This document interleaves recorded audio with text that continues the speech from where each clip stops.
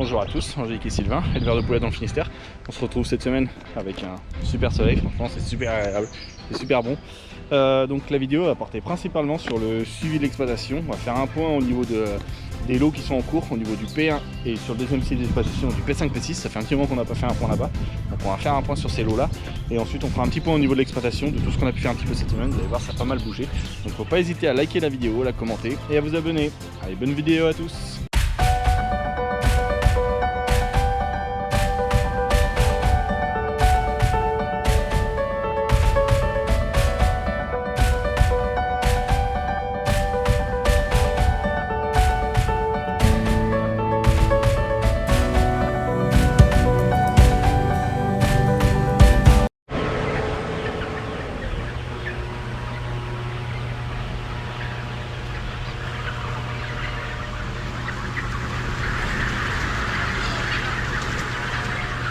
On se retrouve dans le P6 aujourd'hui, donc on est samedi matin. Donc les poulettes aujourd'hui, elles ont 56 jours. Donc je sais plus, comme je disais dans ma dernière vidéo, je me rappelle plus si j'avais fait si je vous avais présenté un petit peu le lot ou pas. Vu que c'était un peu speed ce lot là. Donc voilà, donc là c'est un lot de Loman. Il y en a 14 100. Donc on est chargé, on n'est vraiment pas chargé beaucoup. Le fait que par rapport à l'influenza, tout ça, ça a été un petit peu compliqué de recompléter les lots. Donc voilà, on est 14, au moins on est plein, les bâtiments tournent. Donc là c'est un lot que, comme je disais, qui arrive qui est dans la 9e semaine. Franchement un super lot. Très peu de mortalité, on n'est même pas à 1% de mortalité, on est à 0,8 qu'on est de mortalité, ça a super bien démarré. Le fait qu'on avait mis comme d'habitude, on a remis les petits assiettes, les coupelles d'eau un petit peu partout, on a remis de l'aliment partout, en dessous comme on avait fait d'habitude. Le papier de démarrage, tout, on avait rempli les gamelles comme on fait d'habitude. Ça a super bien démarré, c'est très bien. Donc là voilà.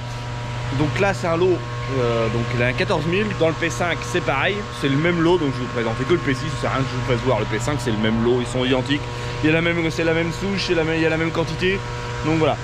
Là c'est des lots franchement qui sont très calmes. Moi je viens que le week-end, c'est Angélique qui s'en occupe autrement d'habitude. Là elle n'avait pas forcément le temps de faire la présentation un petit peu du lot, mais voilà.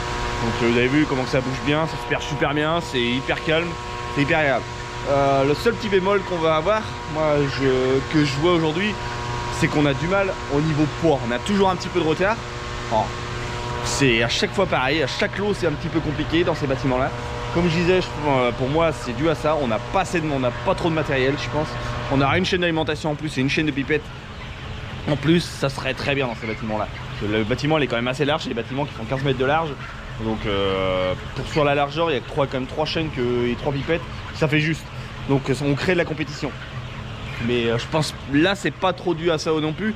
Je pense plus que là c'est dû que vu qu'on est un petit peu moins chargé, elles ont du mal à faire le vide-mangeoire. Parce qu'en fait le temps que l'aliment aille au bout, je suis obligé de mettre longtemps mes repas. Sauf que en fait vu que je mets longtemps, les gamelles il reste beaucoup à manger entre les deux repas. J'ai beau mettre entre les deux repas une longue comment dire, j'ai du temps très long entre les deux, mais en fait j'arrive pas à vider complètement. Donc elles ont du mal à manger la fine. Donc là je réfléchis comment je peux faire. Je me tâte en fait autrement à rapprocher mes deux repas, faire l'inverse. Au lieu de les écarter, je vais les rapprocher et faire un vide-mangeoire plus tard. Soit le matin qu'elle mange dans l'après-midi et le matin qu'elle mange pas, je sais pas, ou faire l'inverse, manger le matin et l'après-midi elle mange pas du tout. Pour que vraiment qu'elle mange la fine et qu'on a toujours un léger retard au niveau poids. Là on doit avoir 50 grammes de retard un petit peu, mais c'est pas trop méchant hein. Ça, on va le récupérer, c'est pas le problème. Elles sont bien homogènes tout, c'est très bien. Mais c'est juste le fait que à peine un petit peu, parce que pour moi elles ont du mal à vider c'est les gamelles. Mais voilà, autrement ça, vous avez vu, elles sont super belles hein. Là quand on voit sur le perchoir tout, puis c'est calme, je passe à côté, je parle, franchement c'est le top hein. Donc voilà. Là on est en plat de lumière, on a un plat de lumière de 9 h. Donc là ça s'allume à 8h30 le matin, et je vais éteindre à 17h30 le soir. Là c'est plus en fonction de nos heures de travail, vu que c'est Angélique qui vient par rapport aux enfants, tout ça, elle vient là après avoir déposé les enfants. Donc c'est pour ça. Après au niveau lumière, je suis à beaucoup moins fort que ça hein, d'habitude hein. Je suis à 6-7 lux que je suis. C'est que là j'ai augmenté pour qu'on voit bien le comportement, comment qu'elles sont. Même si on augmente l'intensité, vous avez vu, elles bougent pas, elles sont hyper calmes hein. Voilà. Donc c'est pour ça. Donc comme je disais, on a 2 repas. À mange le matin à 8h, ouais 9h moins le quart. Qu'à mange et après à remange qu'à 14h l'après-midi. Donc c'est pour ça peut-être qu'il faut faire l'inverse. On va voir. C'est à essayer. Faut essayer. En ambiance, franchement, vous avez vu, je suis en t-shirt, il fait super bon dans le bâtiment. Après, on a eu des jours, depuis quelques temps, on a des belles journées, il fait assez chaud dehors, donc la chaleur est rentrée dans les bâtiments. Il y a ça aussi. Je pense que maintenant, ça va, on a une bonne ambiance, la chaleur est rentrée, donc on peut ventiler. C'est pour ça, là, il fait encore 20 degrés, alors que ma consigne, elle est de 18 degrés que je demande. Donc c'est pour ça. Maintenant là ça va ventiler. Après même s'il fait un peu plus chaud c'est pas grave, pour les poulettes c'est pas trop dérangeant. Donc voilà. Hop, on a mis la clôture partout sur les chaînes et pipettes. Pour éviter qu'elles se perchent dessus. Donc c'est pareil. Là c'est super bien passé. Vu qu'elles sont quand même assez calmes, c'est le top.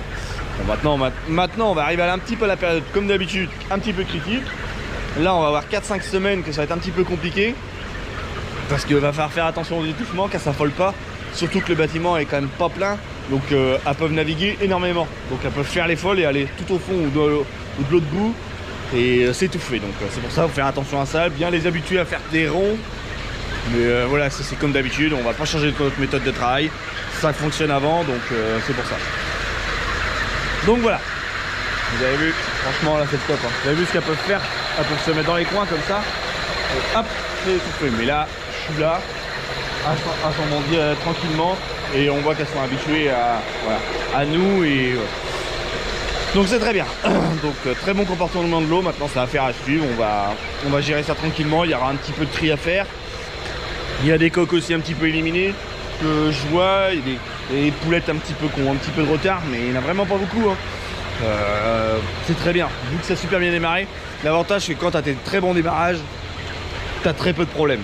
Voilà, maintenant ça va être beaucoup de surveillance. Ça va être faire les rondes comme on fait d'habitude, voilà, faire les morts comme d'habitude, relever les poids régulièrement pour voir un petit peu. Le prochain travail qui va être, ça va être d'enlever les canons à gaz. Maintenant ça chauffe plus, donc on va pouvoir permettre de les enlever, de les souffler. Au moins ils seront prêts pour le prochain lot. Voilà, parce que là l'ambiance qu'il y a, tout c'est très bien, il n'y a pas aucun. Même la nuit ça redescend pas trop en température. Et vu que même si ça redescend un peu la nuit, vu que la chaleur est rentrée dans le bâtiment, ça redescend pas dans le bâtiment, donc c'est pour ça. Mais voilà, donc voilà, un super lot maintenant, affaire à suivre, il faut que ça continue comme ça. On va aller faire le point maintenant dans le P1 sur le premier site d'exploitation.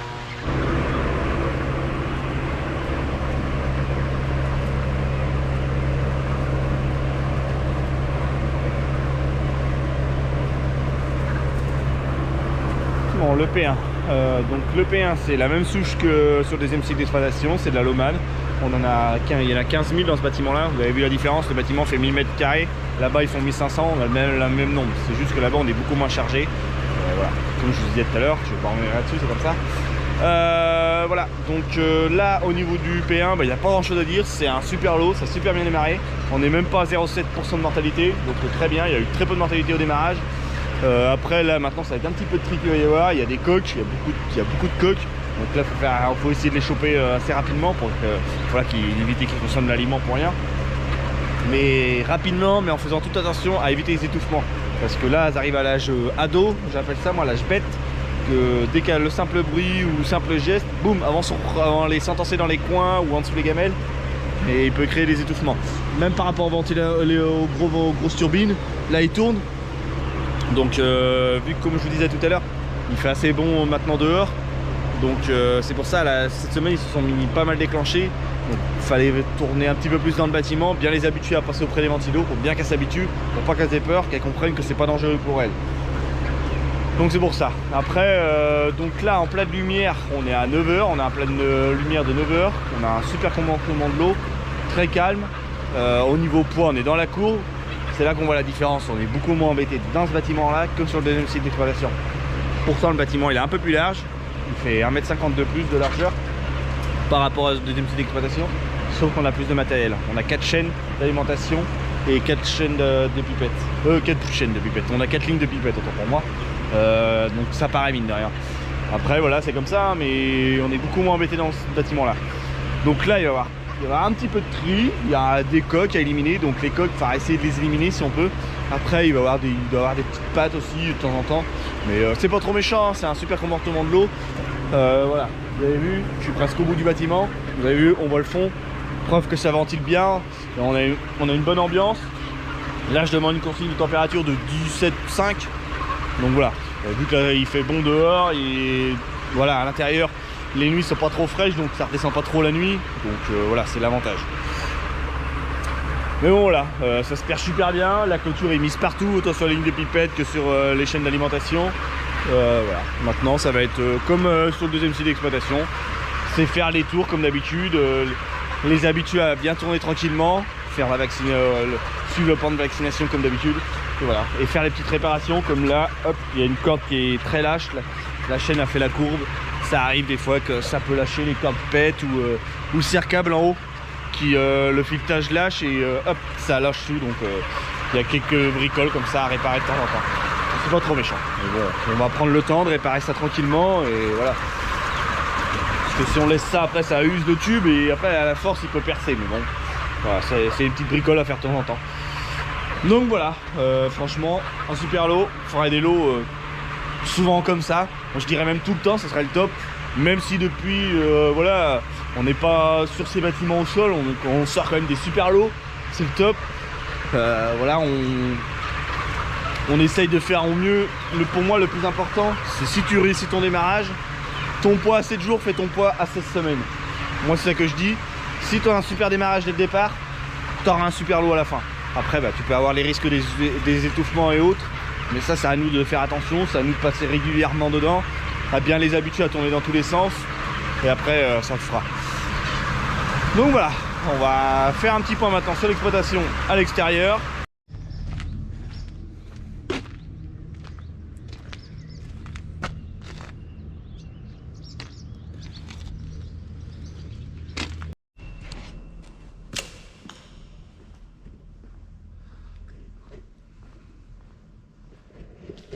Et ouais, on a bien travaillé cette semaine.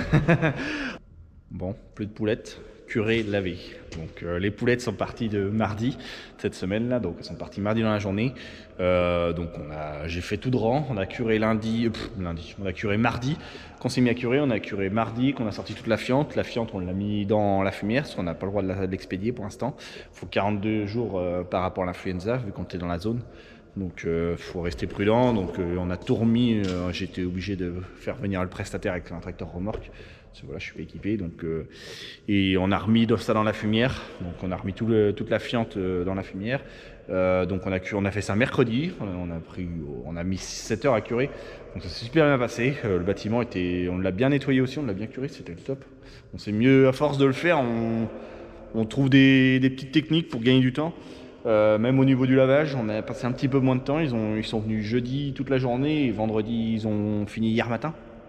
Qu'ils ont fini. Donc c'est pour ça, franchement, le bâtiment est propre.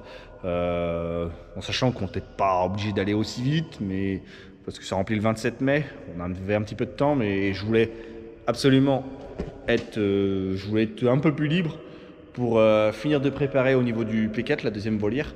Parce que voilà, ça remplit le 20 mai, donc ça devait remplir la semaine prochaine, c'était décalé d'une semaine, mais ça c'est pas méchant. Donc c'est pour ça que je voulais être prêt en fait. Je me suis dit voilà, puis même là s'il y a des réparations, on a un peu plus de temps. Le bâtiment aussi il va sécher plus parce que là je veux pas ouvrir les portails. Je veux éviter que des oiseaux rentrent, tout ça par rapport à l'influenza. Je veux éviter, on sait jamais.